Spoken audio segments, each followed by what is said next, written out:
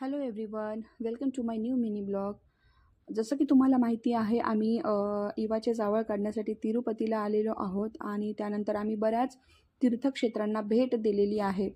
त्यानंतर आम्ही आलेलो आहोत श्रीशैल्यम, जो ज्योतिर्लिंग आणि मोठा महादेव म्हणून सुद्धा प्रसिद्ध आहे. श्रावण महिना असल्यामुळे इथे भरपूर आणि प्रचंड प्रमाणात गर्दी आहे. खूप लोक दुरून दुरून इथे आलेले आहेत. कोणी महाराष्ट्र, कर्नाटक, आंध्र प्रदेश, गुजरात अशा बऱ्याच ठिकाणी म्हणजे मला इथे फॉरेनरसुद्धा बघायला मिळालेले आहेत. म्हणजे तुम्ही बघू शकता की आपल्या खरंच भारतीय तीर्थक्षेत्रांची जी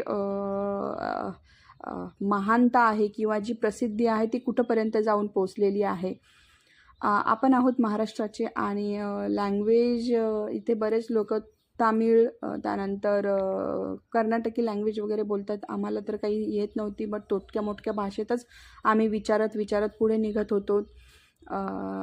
पाऊसही होता, वातावरणही एकदम अशी ढगाळ वातावरण होतं, थंडीही वाजत होती. बट तुम्ही बघू शकता इथे प्रचंड प्रमाणात गर्दी आहे. अगदी म्हातारी माणसं, त्यानंतर लहान लहान मुलंसुद्धा ह्या पायऱ्या चढत आहेत, उतरत आहेत. त्यांचा उत्साह बघून खरंच म्हणजे मला एकदम असं भारावून गेलेलं आहे.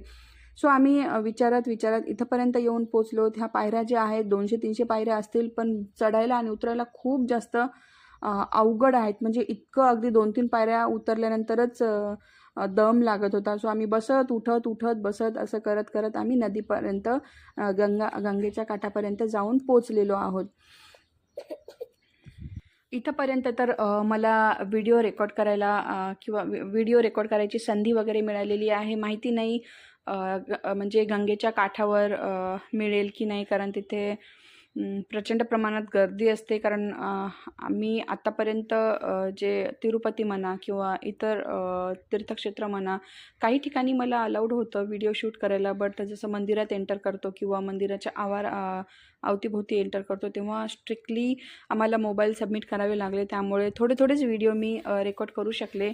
तसं इथंही आम्ही बाहेरच आहोत, त्यामुळे मला कदाचित शूट करायला मिळते. पुढे गेल्यानंतर तुम्हाला नक्कीच दिसून म्हणजे समजेल मला की whether it is allowed or not.